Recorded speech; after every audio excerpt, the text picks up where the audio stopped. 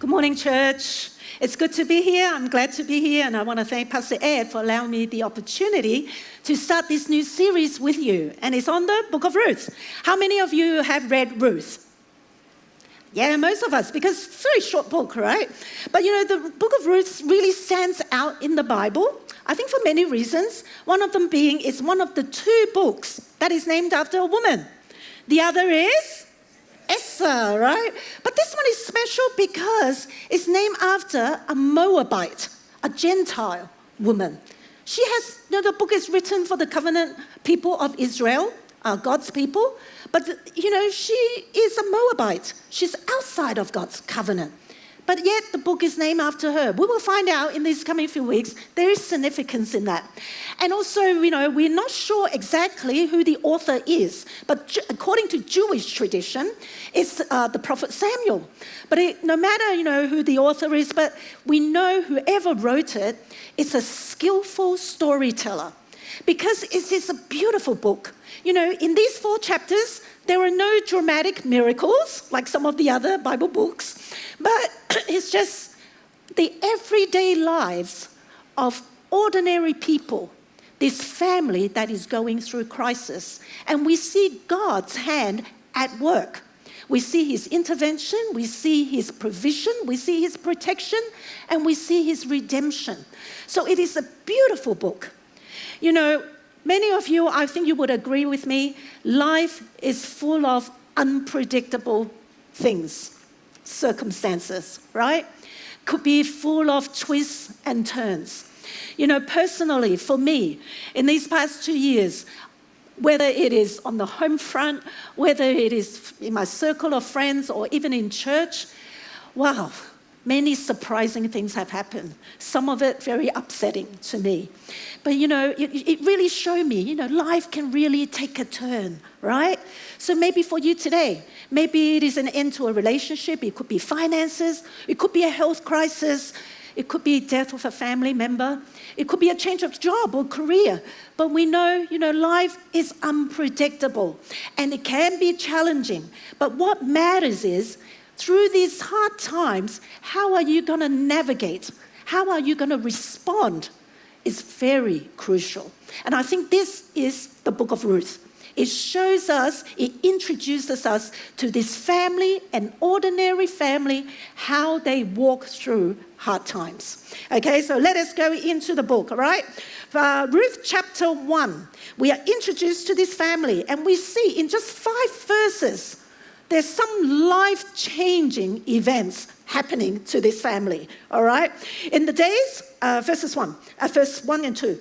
In the days when the judges ruled, there was a famine in the land. And a man of Bethlehem in Judah went to sojourn in the country of Moab. He and his wife and his 2 sons. The name of the man was Elimelech, and the name of his wife Naomi. And the names of his 2 sons were Mahlon and Chilion. They were Ephrathites from Bethlehem in Judah. They went into the country of Moab and remained there. Now, right in verse 1 tells us when these events occurred. It was during the time when the judges ruled.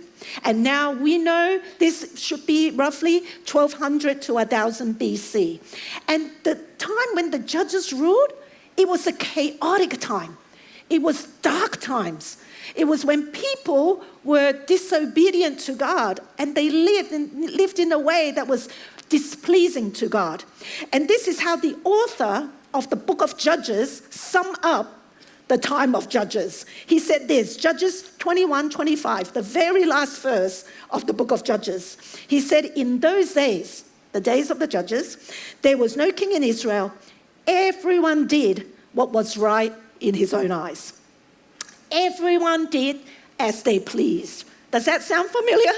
They did what they wanted. And we know because they lived in disobedience, because they lived in blatant rebellion, We saw that through, the book of Judges, they were under the oppression of surrounding nations because God had promised them blessing if they lived in obedience and cursing if they lived under disobedience.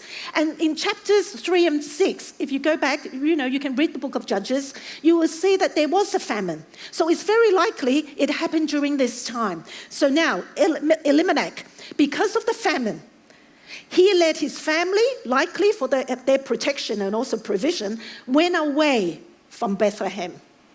Bethlehem actually means the house of bread, but there was nothing there for them. And what he did was he led his family to sojourn to Moab. The word sojourn means to move away temporarily. So I think it wasn't their intention to move away from Bethlehem for good. But you know what? We read on and we see that they remained there. They settled there. So what we see is a family made a decision and they moved away from Bethlehem, the place of God's people and the promised land of God. And Moab is a place where the Moabites, they were enemies of Israelites. In Deuteronomy, it actually says the Moabites were excluded from the Jewish community. And the land of Moab was outside, not part of the promised land. So what it tells us is this family moved away from God's people and from the promises of God. And I think all of us would think, hey, it's just a human thing to do, isn't it? It's a sensible thing to do. There was a famine for survival's sake. They got to move away for the family. And I know often we think this way too. We often think of the sensible thing to do, but you know what, today, church, I would urge you not just do the sensible thing, but seek God. Seek God for direction. Because this family, they chose to move away, walk away, instead of trusting in God for His help, His provision, and His protection. And often in life, we do that. We do that for survival's sake, for convenience sake. We make decisions without seeking the Lord. But I know sometimes the choices are hard, right? But I would urge you, seek God first. And you know what? In the Bible, in the scriptures, God always gives us hope. He asks us to trust Him time and time again. He shows us that there is a higher way. And there are many in the Bible. There are many examples in the Bible. I'll just quote one, Daniel. In the book of Daniel. In the book of Daniel chapter 3, the three friends of Daniel, what did they do? They were in a tough situation. It was a matter of life and death. But they chose to trust God. What happened was, they were given the choice to either bow down and worship the golden image that the king had set up and live, or do not bow down and die in the fiery furnace. And what did they choose? In this tough, matter of life, death situation, they chose to trust God. And it's amazing. What did they say? Daniel chapter 3, verses 17 to 18. When the king confronted them, what did the three friends say? They said, if this be so, our God, whom we serve, is able to deliver us from the burning fiery furnace, and He will deliver us out of your hand, O king. And then verse 18, but if not, wow, these words, but if not, even if I'm not delivered, even if God does not deliver us, be it known to you, O king, that we will not serve your gods or worship the golden image that you have set up. Even if so. I think the point is, obey His word. I know sometimes the choices are hard and it's a hard decision to make, but obey Him no matter what. And I know some of you are thinking, hey, I don't have that kind of faith. Remember the father that went to Jesus and he said, I believe, but help my unbelief. What is he saying? I believe you, Jesus, but I'm weak. I believe you, but sometimes it's hard. Help my unbelief. Just go to God. Seek Him. He will find a way for you. He will provide a way for you. So we read on. So what happens? Tragedy strikes. in verse 3 to 4. But Elimelech, the husband of Naomi, died, and she was left with her 2 sons. These took Moabite wives. The name of one was Orpah, and the name of the other Ruth. And they lived there about 10 years.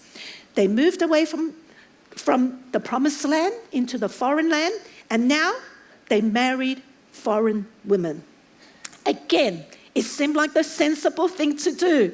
Their husband died, so the sons have to marry, so they marry Moabites women. But we know it's against God's commandment all along. He's mentioned this before.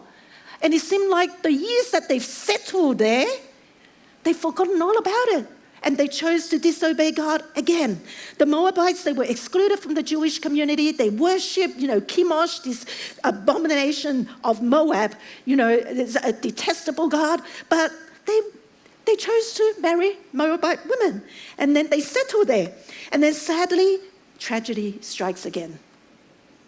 Verse 5, both Mahlon and Chilion died, so that the woman was left without her 2 sons and her husband. Now, this is hard, isn't it? They went there for survival. They went there because they wanted to save themselves. They went there because they thought they would be better off. But what happened? Sadly, they died. In a foreign land, these 3 women were left without their husbands. They are widowed and they are childless. There's no men to protect them. They are vulnerable. They have no security. No heirs. They are powerless and they are hopeless. Naomi has lost everything. And you know what? She could have went back home when her husband died, but no, they stayed and they married Moabite women. But now she is left with nothing and she makes a decision to go back. And sometimes we're like that too. When we are left with nothing, then we turn to God. She could have turned to God earlier, but now she returns. We try everything humanly possible before we turn to God. And this is what happens. She's left with nothing. She returns to God. She made a decision to return to her homeland. And return. Say with me, return. Because this is the key word in chapter 1. It is repeated over and over again. And once she made this decision to return, you will see things begin to turn around for her. Okay, verse 6. Then she arose with her daughters-in-law to return from the country of Moab, for she had heard in the fields of Moab that the Lord had visited his people and given them food. Verse 7. So she set out from the place where she was with her 2 daughters-in-law, and they went on their way to return to the land of Judah. But Naomi said to her 2 daughters-in-law, go, return each of you to her mother's house. May the Lord deal kindly with you as you have dealt with the dead and with me. So first of all, she's going back, but first of all, she told Orpah and Ruth, her 2 daughters-in-law, why don't you go back to your mothers? Go back to your home, okay? Because I have nothing for you now. Why follow me? I have no sons for you to get married anymore. Even if, I think she's very old by now, Naomi, all right? She said, even if I have a husband, are you going to wait for me to have sons? And then are you going to wait for the sons to grow up and marry them? No, it's ridiculous. Don't be absurd. Start your life over again. Go back to your mother's house. Don't come with me. I have nothing to offer you. That's what she's saying in verses 10 to 13. And then Naomi said, don't follow me, my daughters, for it is exceedingly bitter to me for your sake that the hand of the Lord has gone out against me. Verse 13. You can tell she's speaking from a wounded heart. She is hurt. She feels like she's abandoned by God. She feels like, God, she's undeserving of God's love. So don't follow me. I have nothing for you. And I don't want you to share my grief and my burdens. And she's right in a way, right? The sensible thing for them to do is go back to their mother's house. Because remember, they are Moabites. If they go to Israel, they will find no husband there. And it will make a lot of sense for them to just go back because the future is so uncertain for them, right? And you know what? Naomi warns them, and Orpah did what most people would do, the sensible thing that we think we would do. She turned back to her mother's house, Moab. In verse 14, she kissed her mother-in-law. But then, verse 14, Ruth clung to her. The word clung or cleave in some Bible versions is the same word used in Genesis 2:24, where God says the man will cleave to his wife. So it speaks of not only being together, but there's like a union. It's being bonded together. Now that speaks of determination from Ruth, right? And Naomi tries to persuade Ruth again. Look at your sister-in-law, verse 15. See, your sister-in-law has gone back to her people and to her gods. Now, gods here is plural, so it means pagan gods. So it was very likely Ruth and Orpah, they were not believers of God of Israel. They were believing in pagan gods. So Naomi said, go back, just like your sister-in-law, to her people and to her gods. But Ruth said this, and this is the famous verse that we all know, from verse 16 to 17. Ruth said, do not urge me to leave you or to return from following you. For where you go, I will go. For where you lodge, I will lodge. Your people shall be my people, and your God, my God. Where you die, I will die, and there will I be buried. May the Lord do so to me, and more also, if anything but death parts me from you. It's like she's having this covenant with Naomi, right? No matter what the future holds, I will be by your side. And notice this, she's not only saying where you go, I will go. Where you lodge, I will lodge. She's saying your people will be my people too. So she's not just relocating. She's not just moving, but she's making a commitment to be part of Israel, to be with the people. You know, sometimes we can go somewhere, we can move somewhere, but we never want to become part of them. We don't become part of the people. You know, many of you, I know, you are here in Hong Kong for work, maybe, or because of family reasons, all sorts of different reasons. But this is not really your homeland. But, you know, I love what Pastor Ed says. He said, don't just come here to work, to take away, as in, right? But come to bless the city of Hong Kong. Bless the city of Hong Kong. You're here for a reason. And it seems like Ruth is saying that your people will be my people too. I'm not going to be an outsider. I'm going to engage. I'm going to involve. I'm going to be there. And you know what? If you read on in the subsequent chapters, she does become a blessing of Israel. Because we know she is the grandmother of David. Okay? But we will go into that in the next few weeks. And sometimes, you know what? That's commitment, right? Your people, my people. And sometimes we go into a job like that too. We don't want to commit. When we're in our job, we think of other jobs that we can go to. We think of a better place. I'm not going to stay here. I'm going to go somewhere else. No commitment. No wonder your boss doesn't trust you. No wonder we can't do well. No commitment. Sometimes with family too. No commitment. You know, when you're married, especially, right? When you're married, your husband's family is your family. The wife's family is the husband's family, right? You know, I once had to talk to one lady. She was having, problems with her marriage and her husband and the family in general, right? And she was just talking to me and telling me, and she kept saying, his mother is like this. His mother does this. His mother da-da-da. His mother da-da-da. His mother does this. Da-da-da. And I just had to stop her. And I told her, hey, she's your mother too. She's not his mother anymore. She's your mother. You know, that's why when I read Ruth, I commend her for her, just her attitude, her mindset. How she, is so commendable, is so honorable. Your people, my people. No wonder she is blessed. And she, her deeds, what she does, she's paid off in the end. We will read in the subsequent chapters, right? She's all in. And then she says, your God, my God. She's making a decision not only to follow Naomi. She's not just making a covenant with Naomi, she's making a covenant with God himself, to begin a new life. And you know what? That's conversion. She committed herself to God. She's saying, whoever you serve, I will serve. I will renounce my culture. I will renounce my religion. And she even curses herself to death.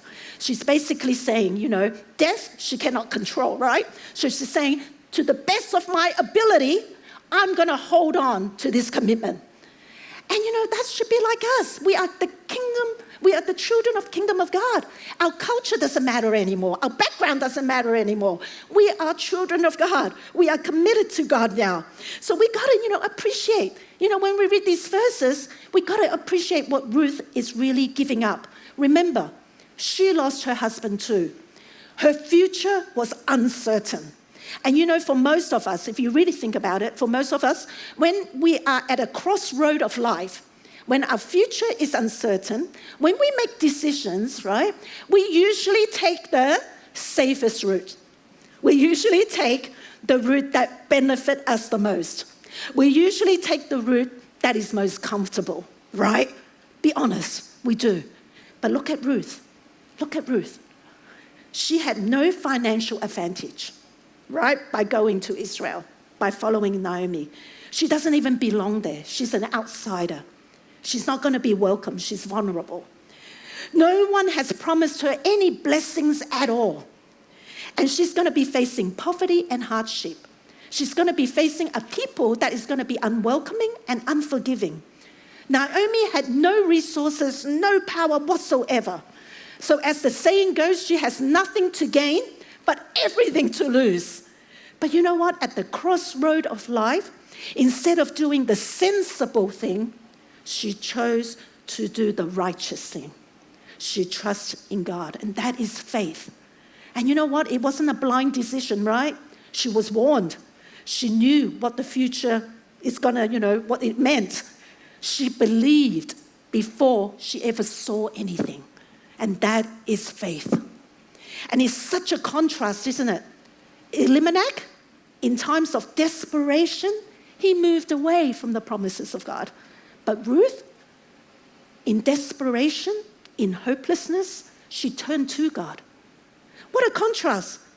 At the crossroad of life, Orpah, given a choice, she retreated back to her old ways. But Ruth, she decided to trust in God to have a new life. And what a contrast to the people of Israelites at the time, when everyone did what was right in their own eyes. That means they didn't care about God. They didn't care about commitment. They just lived as they wanted to. But Ruth, she lived a life of commitment and resolve. And we see that everything pays off in the end. And you know what? And she's a Gentile woman. She had faith more than anyone there. This covenantal faithfulness is what God desires. Commitment, I know. Today, it's very hard for people to commit. I always say this, you can't even commit yourself to having lunch with somebody after this, right? We'll see, We are afraid of making commitments. Why? Because it's true, I know. Because it means putting down your personal preferences, right? It means, there's an element of sacrifice. It means persevering through thick and thin. It means it's long term. It means you have to own up to your decisions and your responsibilities, right? And you know what? Discipleship is like that. Ruth is a picture of discipleship. She counted the cost, but she chooses to follow. She understands, she knows what's going to happen, and she knows there's no immediate reward, but she chooses to commit herself to Naomi and to God. And I think that is the kind of life we ought to have following Christ. Amen? And Jesus is always calling us for a higher level of commitment. You know that? When Jesus was, the crowd was following Jesus for food, for miracles, for healing, And then when Jesus got down to hard teaching, what happened? A lot of them left. Jesus calls for commitment. He wants us to take up the cross and follow him. And then, something powerful happens when we commit. Something good happens, right? We see here opportunities and doors begin to open. Verses 18 to 19. When Naomi saw that Ruth was determined to go with her, she said no more. So the two of them went on until they came to Bethlehem. And when they came to Bethlehem, the whole town was stirred because of them. And the women said, is this Naomi? So you got to imagine, Naomi, she returns home. It's been over 10 years that she returned to this faith community. It's like in church, we see someone walk through the door and we haven't seen them for a while and we go, oh, is that so-and-so? Is that so-and-so? And so they were saying, oh, is this Naomi? Is this Naomi? So she returns home and she said to them, and Naomi said to them, verse 20, do not call me Naomi, call me Mara, for the Almighty has dealt very bitterly with me. Verse 21, I went away full, and the Lord has brought me back empty. Why call me Naomi when the Lord has testified against me and the Almighty has brought calamity upon me? Notice this. Naomi, yes, she was disappointed. She was hurt. She was wounded. But she still decided to go back, and she owns up to her responsibility. She says this, I went away. It was I that went away. But now the Lord has brought me back. Despite the circumstances, Naomi still showed faith. Because if she didn't, she could have remained in Moab, right? And die with bitterness. But no, she didn't. She came back. She accepted her situation. She took up her responsibility for it and demonstrating she still has faith. You know, there are consequences to the decisions that we make in life. Yes, there will be. But you don't have to be victims of those consequences.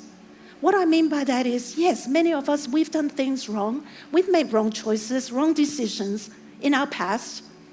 But we can repent. We can own up. We can just go up to God and say, I'm sorry. Or even people that we have hurt, go up to them and say, we're sorry. Own up to our responsibility. And then allow God to heal us. Allow God to deal with us and restore us. Allow God to work in us. We don't have to fall victims of the consequences. Because you know what? It is so sad. I have seen so many people. Sometimes, yeah, they were hurt by their own choices. But sometimes, yeah, it's the wrongdoings of others. And it is unfair. But they live with that hurt. They live with that unforgiveness. And they live with that guilt and the shame. But Jesus said, no, you don't have to do that. Just return to me. Come to me. The Jesus I know heals. The Jesus I know forgives. The Jesus I know restores. And he loves you. Return to him. Don't live with the regret and shame and guilt. You can be overcomers. You don't have to fall victim. And that is what Naomi did. Even though she had a bitter life, she returns home. She goes back to that faith community. And you know, sometimes we are like that. You know, when something's happened, we hide. We hide from our community, right? Or we do something, I don't know, we just walk away. But don't hide. Don't walk away. Don't stop fellowshipping. Don't stop praying. Yes, I've had people, you know, come on, let's pray about it. Oh, I've prayed. I've done that. Oh, what's the use of praying? No, don't stop praying. Don't stop seeking God. We might blame someone. We might even blame God. But no, just return to him. These are the times when you need him most. These are the times when you need your faith community the most. These are the times when you need to worship him the most. Hebrews 10:23-25. Let us hold fast the confession of our hope without wavering, for he who promised is faithful.